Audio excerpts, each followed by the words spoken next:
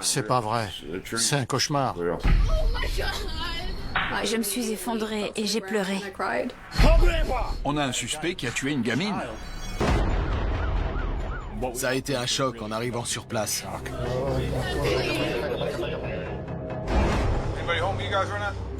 Qui sait de quoi il est capable?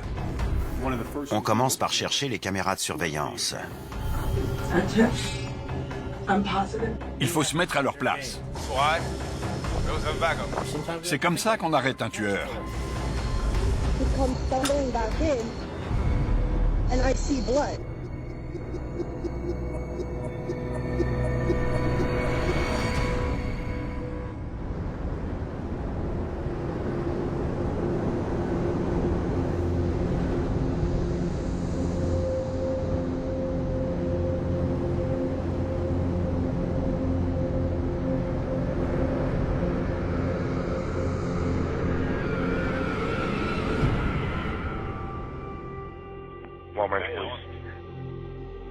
Walmart, Falmouth County. For stabbing.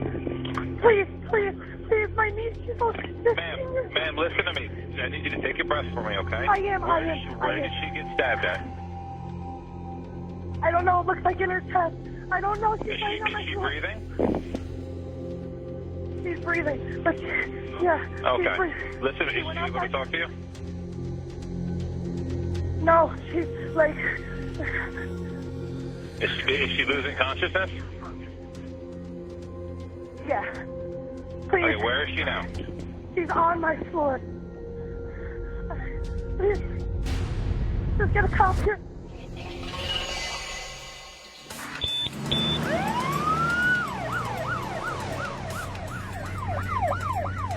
La police envoie immédiatement une patrouille sur place.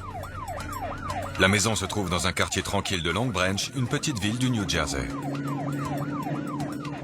Quand j'ai reçu l'appel, j'étais juste à quelques pâtés de maison. Donc j'ai été directement sur place et j'ai mis en marche ma caméra d'intervention.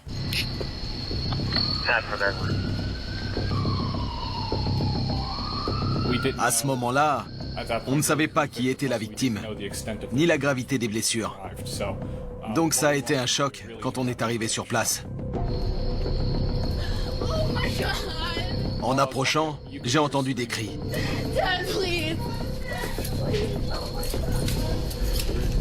Ma priorité, c'était de trouver la victime.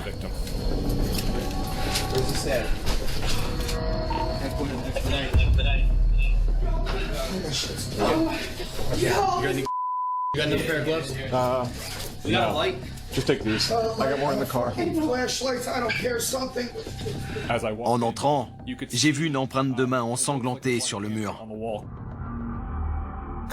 La trace allait vers le bas. Et la victime était juste en dessous. Madison, stay with us.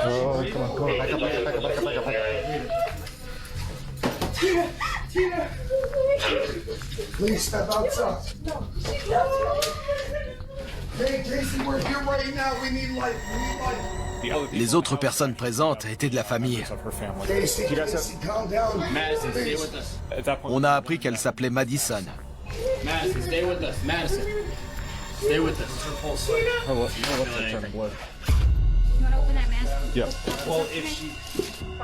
Des infirmiers urgentistes arrivent et tentent de faire reprendre conscience à Madison. Do you have the tank circle? Do you have another tank if somebody wants to run out? We got it right here. We have a pulse, you said? Yep, just check that. I can grab it. I'll just grab it. How do we, you want me to do bag roll? Yep. Once he gets the airway in, we'll also bag. On ne sait jamais à quoi s'attendre dans ce type de situation. CPR in progress. In this case, là, c'était très grave. Serious. She's bleeding. Right here is the only one I see. It's not even actively bleeding anymore. On était à 3 à se relayer pour la réanimation. Et on essayait de stopper le saignement. Madison, I got a breath. She's breathing. I have 8 breaths. She's gasping. Should we stretch her out? Madison, come on. Madison, stay with us. Check that pulse. You check the pulse, because I wasn't feeling anything. What do I do? If she does have a pulse, it's very faint. She got a very, very faint pulse. Unless that's me. Come on, Madison, stay with us, come on, wake up.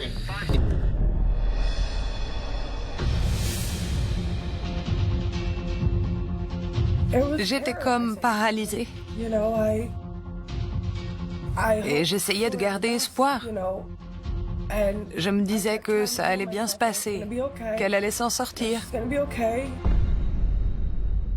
Madison était ma petite sœur et aussi ma meilleure amie. J'ai juste entendu Madison et poignardé. Et là, le monde s'est arrêté de tourner. J'ai tout de suite senti la colère qui montait. Parce que je ne savais pas où Madison était blessée, si c'était grave. Je savais juste qu'elle avait été poignardée. J'étais hors de moi de ne pas savoir ce qui se passait. Le niveau d'adrénaline était dingue. Pendant ce temps, d'autres policiers arrivent en renfort sur la scène du crime.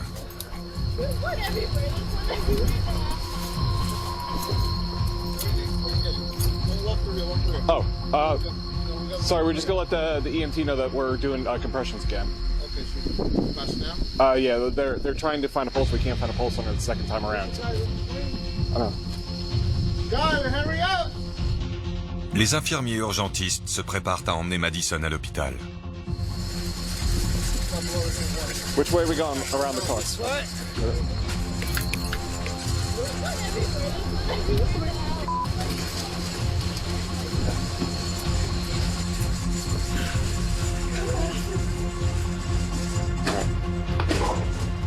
Stop on the other side. Alright, let's get her over now. Grab some legs, grab some arms. Here we go. I'll grab this arm, you got that arm. 1, 2, 3.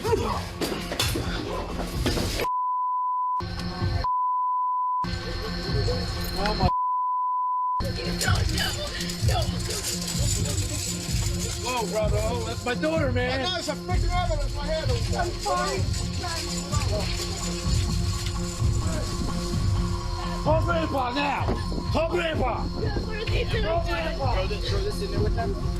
You want me to ride with you guys? Yeah. Move over there now. This is the ambulance. Come through. Yeah.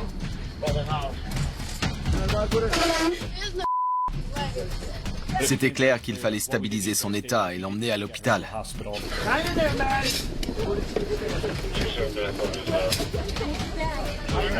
Bag's right there. Bag's right there. Are we closing this? Right there.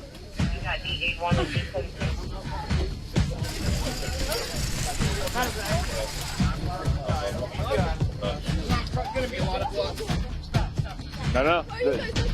They got a stabilizer. That's what. Just. I know. Okay. I know. That's not okay. Are you guys going? I'm waiting on ALS to tell me what to do. Okay. People generally assume that. Les gens croient souvent que la première chose à faire, une fois que la victime est dans l'ambulance, c'est de démarrer en trombe pour aller à l'hôpital. Mais parfois, il vaut mieux essayer de la stabiliser avant de la déplacer, pour que la victime soit stable pendant le transfert à l'hôpital. Come on, Maddie. Can we move them away from the Come on, Maddie. Guys, come on. Just go stand over there, guys. Il y avait les membres de sa famille dans le fond qui criaient et qui l'appelaient.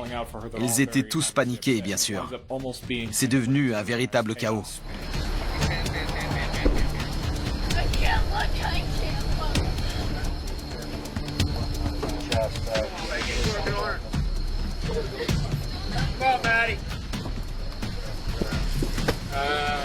You alright? Yeah. You guys see anything? They're going to switch it for them to pass out from emergency. Yeah, no, it's okay. Are you going to? I think they're on the phone with the doctor. Say what? They're on the phone with the doctor now, probably for announcement, maybe. Seriously? I'm not too sure yet. I'm talking now. Pass out. Okay.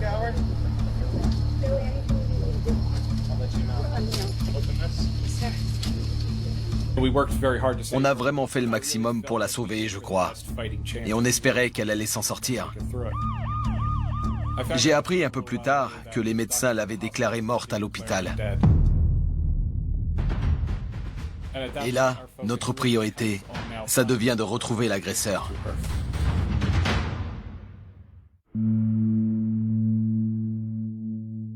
Madison Wells, 16 ans, a succombé à des coups de couteau. Pour sa sœur, son père et sa tante, la douleur est immense. On a grandi en Floride. Quand ma mère est décédée, j'ai tout de suite essayé d'être un modèle pour Madison. C'était vraiment dur de devoir élever sa petite sœur. Parce qu'on était dans une situation pas vraiment confortable.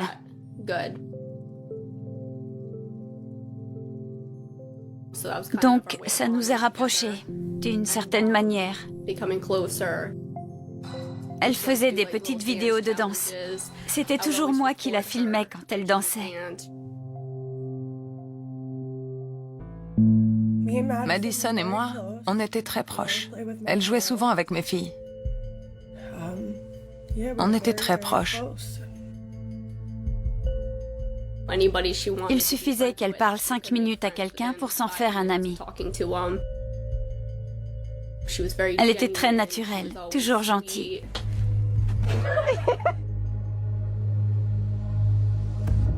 Quand j'ai vu Madison, quelque part j'ai su qu'elle n'allait pas s'en sortir. J'attendais devant l'hôpital et j'ai demandé « Est-ce que ma sœur est morte ?» Et on ne m'a pas répondu. Donc là, j'ai compris qu'elle était morte. On était tous en état de choc. Je me suis tout de suite effondrée par terre. Je me suis effondrée et j'ai pleuré.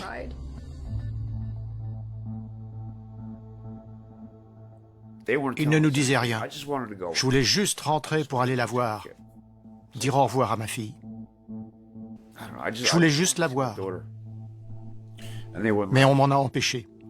C'était vraiment étrange. Tina a dit, on est censé rentrer chez nous comme si rien ne s'était passé.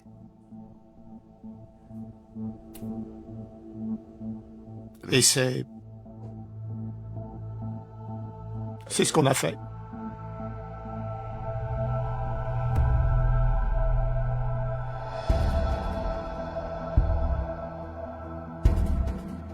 Pendant ce temps, sur la scène du crime, l'enquête commence.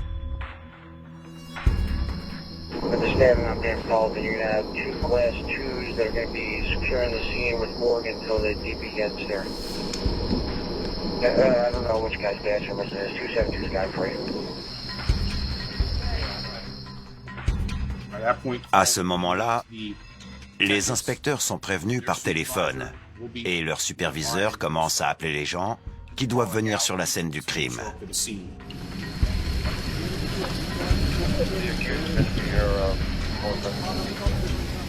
Après le transfert de Madison à l'hôpital, on m'a renvoyé là-bas pour sécuriser la scène du crime.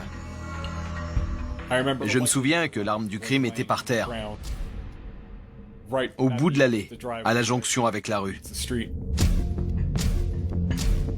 Je me souviens avoir regardé par terre, et c'était un grand couteau à viande. En voyant ça, j'ai compris pourquoi les blessures de Madison étaient aussi graves. C'est à ce moment-là que l'enquête commence réellement. Les inspecteurs Joe Spitale et Mike Verdadero arrivent sur place pour prendre les rênes de l'enquête.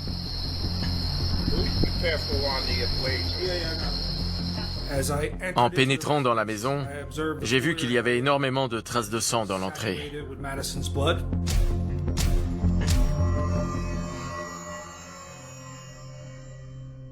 Ce qui m'a touché dans cette affaire, c'est l'âge de la victime.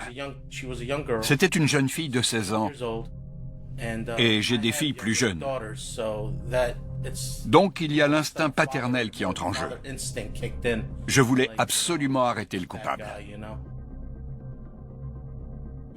On a commencé à relever les plaques de toutes les voitures garées dans la rue. Ça permet de savoir qui se trouvait à proximité au moment du crime. On essayait de découvrir qui l'avait poignardé. Et toutes les pistes peuvent être précieuses. On a ratissé la zone pour chercher des caméras de surveillance. En fait, c'était du travail de police à l'ancienne. On a frappé aux portes pour demander aux gens s'ils avaient vu quelque chose. On essayait de trouver des témoins. Au même moment, des policiers interrogent la famille de Madison devant la maison. En commençant par sa tante, Casey Wells, car c'est elle qui a découvert Madison et appelé les urgences. You mind giving me a quick, just tell me what happened as far as like, I know you picked her up today, right? Yeah, I picked her up last night. I mean, earlier tonight, me, my sister, and my boyfriend were sitting in the living room. Wait, what time did you pick her up at? I'd say around like 9-ish. Okay. Like around 9. From where? She lived on Cleveland Ave. Oh, you picked her up from her house? Yeah. D'après ses déclarations, Casey avait été chercher Madison. Et ensuite, Madison est sortie pendant 1 heure à peu près. Quelqu'un lui avait demandé de sortir pour parler. What time was this when she came here and said she was going to go out there? Like around 9:30, 9:40. So 9:30? So then she comes stumbling back in and I see blood. Quand Madison est revenue, elle a dit à Casey, « Il m'a poignardé. » Et elle s'est effondrée dans l'entrée. C'est là que Casey a appelé les urgences.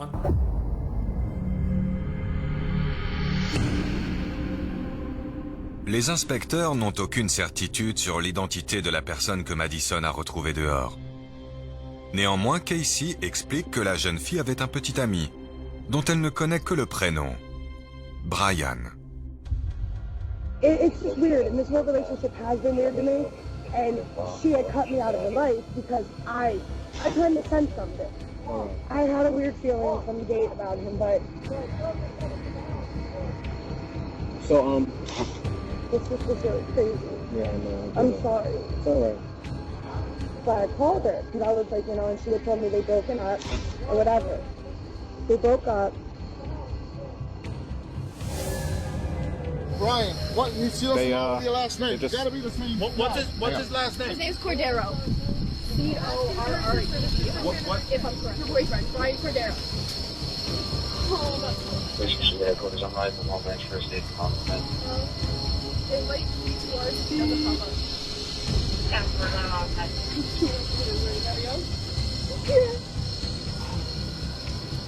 On pensait que Brian était probablement impliqué. Mais on n'était pas certain de sa présence. Personne n'avait vu Brian. Et à ce moment-là, on ignorait encore si d'autres personnes étaient impliquées. Les inspecteurs enquêtant sur le meurtre de Madison ont appris le nom de son ex-petit ami, Brian Cordero Castro. Et ils continuent de recueillir des informations sur lui. Sur la scène du crime, les policiers interrogent le compagnon de Casey Wells. How long was she with him? She's probably been with him for about a year. Okay. Do you know how she met him? Where she met him at? Or? She worked over at the restaurant? Yeah, the one. Okay. Right by. Yeah. So does he work there too? He did at that time. He was a server, I believe, and she was a hostess. What I was just told tonight, they both got fired. I knew she got fired a little while ago, but he got fired too. And now What did they get? Working at Where is that? over up there. Oh, okay. Yeah. Whatever that was. Yeah. Across the street from the TD Bank. Okay. All right. What they get fired for? I couldn't even tell you. No idea. Like I said, I just found out about it. No. It's fine. It's fine. It's fine. She's a fucking baby, dude. She's a baby, dude. She's a little girl, bro. Ces nouvelles informations permettent aux inspecteurs de commencer à réfléchir au mobile. On avait le signalement d'un jeune latino d'une vingtaine d'années. Madison et Brian avaient eu une relation pendant à peu près 1 an. C'est long. Et ils avaient travaillé ensemble dans un restaurant. Donc pour nous, c'est un signal d'alerte. Et on a besoin d'en savoir un peu plus sur cette personne. Dans l'espoir de recueillir plus d'informations, les policiers emmènent le compagnon de Casey au commissariat. I'm assuming her dad already knows, right? He was at the hospital, right? He was at the house. What do you mean? He ended up showing up when they parted her away. Oh, yeah, that was the father, yep. That's a little with a whole lot of fight to it, I'll tell you that much. I bet. This time I've had him try to size me up. Oh, yeah? The buddy is like 5 foot tall.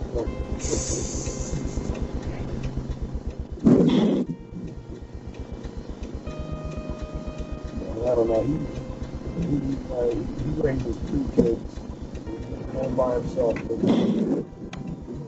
Yeah, her mother is deceased, right? Yes.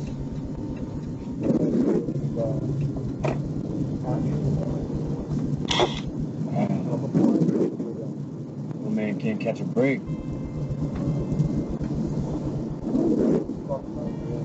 Yes, it is.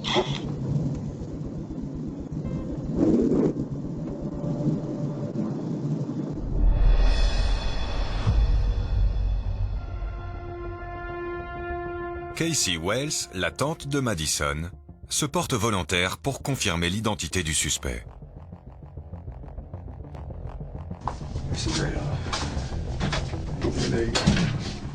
Quand on obtient le nom d'un suspect, ici Brian Cordero Castro, on montre un assortiment de 6 photos à un témoin pour confirmer que l'individu sur telle photo, c'est-à-dire Brian Cordero Castro, est bien l'ex-petite amie de Madison Wells.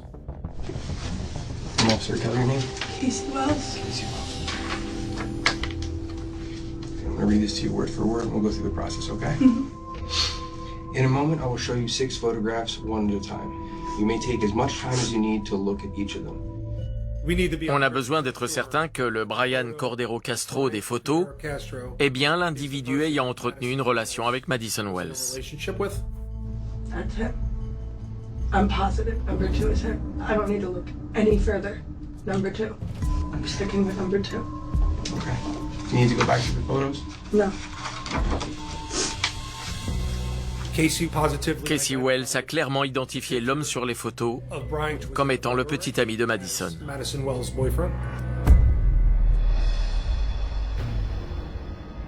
Les policiers obtiennent l'adresse de Brian.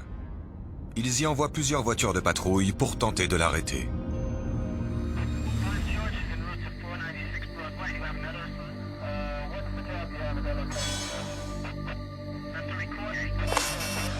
Anybody home with you guys right now?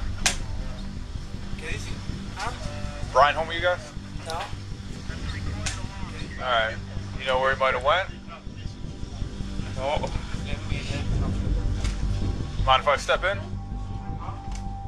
On avait un mandat de perquisition pour essayer de trouver Brian dans la maison. Après avoir obtenu la permission d'entrée, l'unité canine commence à fouiller les lieux.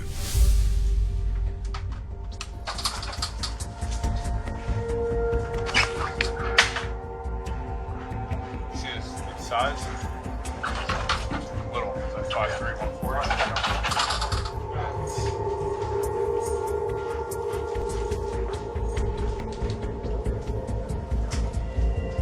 There's a couple rooms that I didn't check.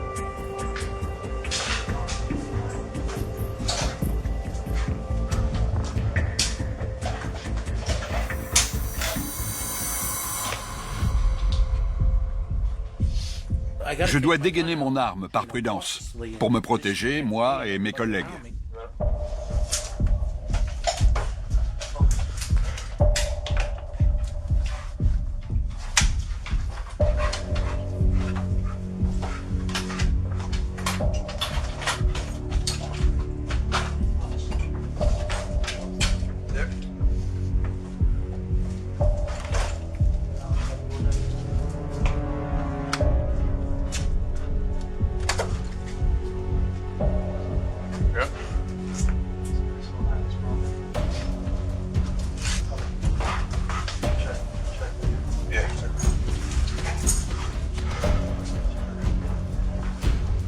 Not check back there.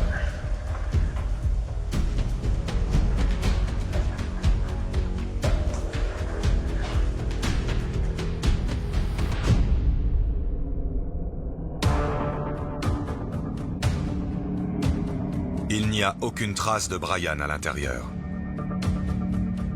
Les policiers passent alors à la fouille du jardin. Why? It was a backup. Yep.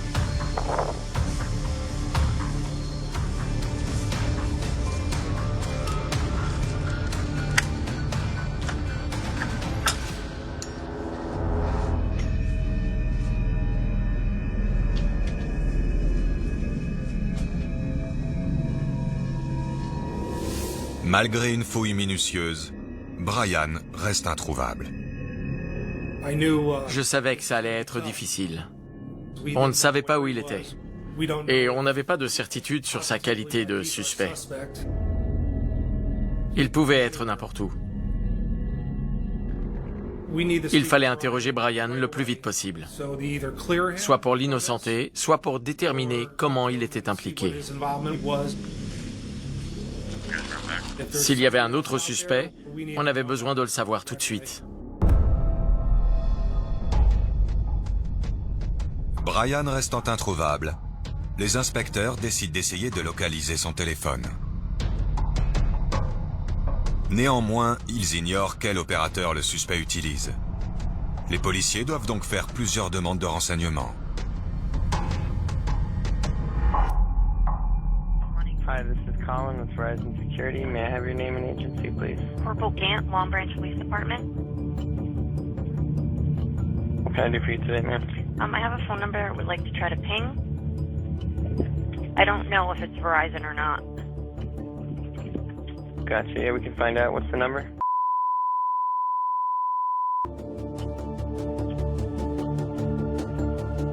Alright, let me check it out one moment. Thank you. So that number is shown to belong to Sprint PCS. Sprint? Yep. Les enquêteurs appellent ensuite la société Sprint pour tenter de localiser le téléphone de Brian. What's the nature of the emergency? We just had a homicide and he is an armed accused. Okay. What are you needing of us, a ping and anything else? Just a ping, if we could try to get a location on this accused. Okay. On a appris que son téléphone était éteint. Donc, la tentative de bornage n'a pas fonctionné. Mais ça fait partie du processus d'enquête. On doit utiliser toutes les ressources à notre disposition. Il faut tout tenter. On ne peut rien laisser de côté.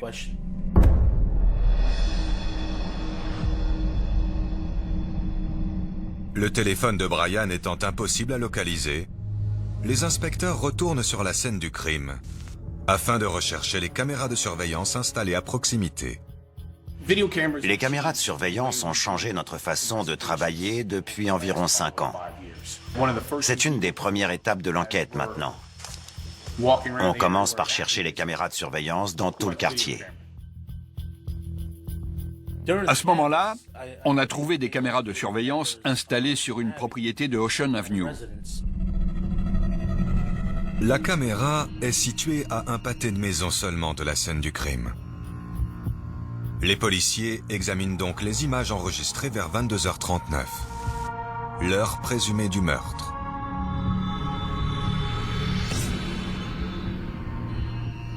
On a vu un individu qui courait en direction de la mer. C'était incroyable, parce qu'on n'a pas toujours autant de chance. Ça arrive qu'on ait des images vidéo, mais parfois la caméra n'est pas pointée dans la bonne direction, ou alors elle ne fonctionne pas. Mais dans ce cas précis, on a eu de la chance. Pour la famille de Madison Wells, le deuil est extrêmement douloureux. La veillée à l'école, c'était très calme. Tout le monde était encore sous le choc. C'était seulement 3 jours après. Des centaines de personnes sont venues. Madison était très appréciée. Il y avait les policiers et toute l'équipe de football américain du lycée. C'était bouleversant. J'étais vraiment stupéfait. Ça montre le nombre de personnes qui appréciaient Madison. Elle se faisait des amis partout où elle allait. C'était magnifique. Ça faisait vraiment chaud au cœur pour notre famille de voir que ça touchait tellement de gens. Elle était juste vraiment adorable. Je me souviens, j'étais assise à côté d'un camarade de classe de Madison pendant la cérémonie. Il avait l'air très mal, alors j'ai essayé de le consoler du mieux que je pouvais. J'ai senti dans mon cœur que Madison était très aimée.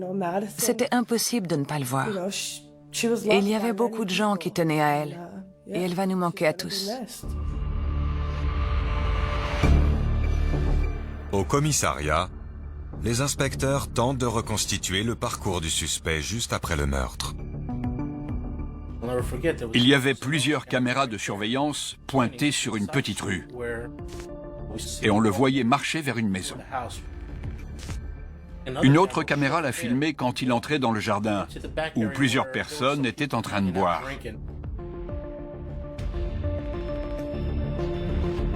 Notre objectif était de l'arrêter le plus vite possible. Les inspecteurs ordonnent immédiatement une intervention à la maison en question. On a un suspect qui a tué une gamine. Et il est en fuite. Qui sait de quoi il est capable? On a pris la décision d'aller à cette maison. Quand on est arrivé sur place, on a frappé à la porte. Là, quelqu'un a ouvert, je l'ai vu dans la cuisine. C'était Brian. Après l'arrestation dans la maison, je l'ai escorté à la voiture de patrouille. Et Brian niait son implication dans le meurtre de Madison. Nikes. Air Jordans, they're kind of mudded up. Les déclarations des témoins étaient contradictoires. Yeah. What shirt were you wearing and what shoes were you wearing before? La nuit, il arrive que les gens se trompent en décrivant les vêtements, à cause de la lumière ambiante. Un témoin avait mentionné un t-shirt blanc. That's what you had on? You sure? You didn't change? How am I going to change? You were here at your cousin's house, right? I was gone like 1 minute. Oh, okay. All right. I don't need to lie. No, I'm not saying a lie. I'm asking a question. Les inspecteurs emmènent Brian au commissariat afin de procéder à son interrogatoire.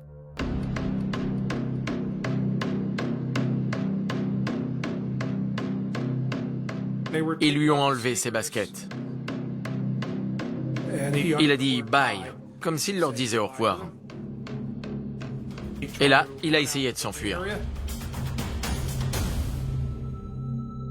À l'époque, on avait un sergent très costaud qui a pu le rattraper à temps. C'était assez dingue, cette tentative de fuite. D'un point de vue personnel, je pense que c'est un signe de culpabilité. On n'essaie pas de s'enfuir quand on n'a rien fait.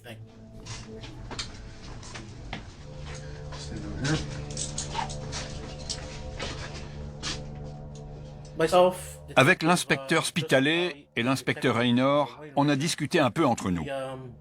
Et on a mis au point un plan pour mener l'interrogatoire.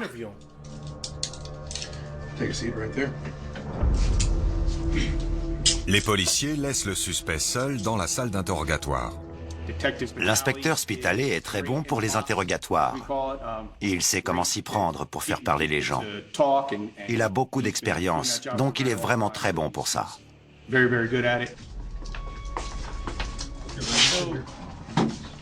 Brian, how you doing? How you doing, Brian? I'm late for the Daryl. Okay? Brian, just tell Brian I'm waiting right. Quand on interroge un suspect, c'est très important d'établir un contact avec lui. Parce que sinon, il n'aura pas envie de parler. Il faut le mettre à l'aise. C'est comme ça qu'on obtient plus de choses. You know why you're here, but before I speak to you, I still got to read you. It's called the constitutional rights, and you got to understand your rights. And if you want to speak to me, you know, you sign the form that you want to speak to me. Okay? So I'm going to do a lot of English talking while you do Spanish, so I can tell them what you say, okay? But if you feel comfortable, say something in English, that's fine too. But before, like I said, before we speak about anything that's going on, I'm going to read your rights, and I got them in Spanish and English. You want to do it in Spanish then? Okay. You know how to read and write Spanish? So you just turned old? You just turned 19? No. 18? No. 20. 20. Oh, I'm bad at math. And what's your phone number? I don't have a phone. You have a phone? I lost my phone. Where did you lose your phone? Where did you lose your phone? I don't know. En gros, il nous a raconté des conneries. Excusez-moi d'être vulgaire. Les inspecteurs demandent à Brian quand il a vu Madison pour la dernière fois. So she came over for money, you said? Yeah, for a cab. How much money she want? 14. $14? Yeah. Where was she gonna go? To work. To work, you said, yeah. But she work in the morning and I go in the afternoon. Okay. So give the money to her. Pendant le processus d'interrogatoire, Brian commence à parler un petit peu, donc il faut continuer à le mettre sous pression. And I asked for her phone, but when she don't want to give me the phone. So no, I don't want to give her the phone. So she don't want to like really. I just say, can I have the phone? And I give her my phone. So you took her phone, yeah, and you gave her your phone? Yes. How did you take her phone? Did she give it to you or you just took it? No, that wasn't her card. I take it like this and say, take my phone. Just wanna see. And she said okay? And she got very mad with me. And then, and her sister, she called her because she really needed a phone. So I didn't have chance for check everything. She didn't have enough time. I didn't have time to look through the phone. We know what happened and how it happened. That's done. But I'm curious why. Yeah, she recalled me. Okay. Because I already know the answer. She broke up with you? Yeah. Okay. She recalled me. Right. I told her. Explained to her. I didn't do anything to her. Okay. So she cheated on me. She cheated on you? She cheated on me this morning. This morning terrible. I know. Yeah, this morning I know. And my friend, he told me he saw her with another guy. I didn't kill her. That was my friend. You didn't kill her? No, that was my friend. How do you know she's dead? Well, my friend, he told me. What friend? Who's your friend? Un amigo. Yo llamé a mi amigo. ¿Cuál amigo? Angel. Angel what? I don't really know the last name. Just like that he told me about everything. He what? He told me about everything. Angel told you about everything? On le laisse raconter ce qu'il veut. Angel était avec lui. Il l'a vu poignarder Madison. On le laisse continuer un petit peu. Et puis à un moment, on dit stop. I don't even want to talk to you. You're lying to me. I'm not lying. We have evidence that you were there. Yeah, I was there. You're the one who killed her. Stop. Don't put Angel. Yes. Me? Yeah, you're throwing Angel. Angel's in heaven with God, the angels. You were there. Yeah, with my friend. You were there by yourself. She told us. She told us. Madison. On lui a dit que Madison était en vie et qu'elle nous avait tout raconté. We talked to Madison, okay? There's cameras out there, there's witnesses. Des fois, on doit mentir un peu pour les faire parler. Un voisin vous a vu, ou bien une caméra de surveillance vous a filmé. Il faut se mettre à leur place. Parfois, il faut penser comme eux. C'est comme ça qu'on arrête un tueur. I really love her. I know. I bet. You know what? I could see it. I bet you really loved her. I know. We all know you loved her. I know. She loved her a lot. But something happened, and I know what happened, and I want you to be honest with me. When I started dating to her, she promised she's going to be loyal to me. She promised she's gonna what? She's going to be loyal. Oh, loyal. She's gonna be loyal to you. He promised to me. You know, it's our job to give you the tools to understand, to make the right decisions, okay? You don't wanna lie yourself into a corner. Talk to me how you were feeling while you were standing there talking to her. How did it go? Bad. Bad in what way? Like, really bad, because everything what I did to her. You love it? Yeah. Were you sad? Were you angry? Were you a mix of everything? Angry? Yeah. Let's talk about it. What happened? That's what I did. And what did you do? What I did to her. Listen, you went like this, did to her. What's that mean? And you went like this. I don't know how to explain. Well, explain in Spanish. Say it in Spanish, not so. Letting. Okay. Le diste con qué? What's the thing? What did you use? A knife? So you killed her? Yeah, me. You said you stabbed her with a knife. C'était un peu difficile. Au départ, Brian ne voulait pas avouer sa culpabilité. Mais il a commencé à parler, et il a fini par tout nous raconter. Il nous a même montré comment il l'avait poignardé. She was in her phone. Oh, she was on her phone? Yeah. Okay. Then she take my phone. Okay. So now she has your phone? Yeah, well. Okay. Then I do it like this. With your right hand? Yeah. Okay. What did she say when that happened? I run. Run? C'était un soulagement. On savait qu'on tenait le coupable. Mais il y avait encore beaucoup de travail d'enquête à faire. Pendant que Brian était interrogé, le contenu de son téléphone était examiné. Et on a constaté qu'il avait envoyé des centaines de SMS à Madison ce jour-là. C'était obsessionnel. Ça nous a donné le mobile. Il suffit de regarder des films pour savoir que la jalousie peut pousser les gens à faire des horreurs. En cas de rupture, certains le prennent bien, et il y en a d'autres qui ont des envies de meurtre.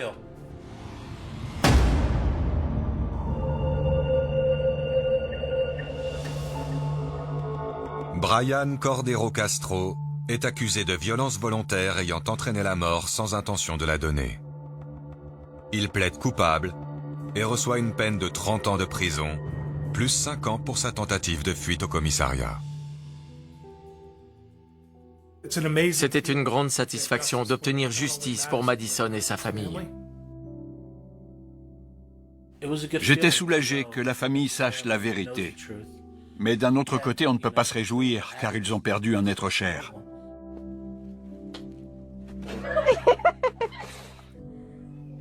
J'aurais voulu lui dire que j'étais désolée de ne pas avoir su la protéger comme une grande sœur. Madison avait l'avenir devant elle. Elle venait juste de comprendre où elle voulait aller dans la vie. Et ce type l'a tuée. C'est pas juste. Le plus dur, c'est de voir sa photo tous les matins. Voilà. Je voudrais retrouver ma nièce. Je l'aime et elle me manque. Je voudrais retrouver ma nièce. Je voudrais qu'on se souvienne de Madison comme une jeune fille innocente, gentille et douce, avec beaucoup de personnalité. Quelqu'un qui avait un bel avenir devant elle si on ne l'en avait pas privée.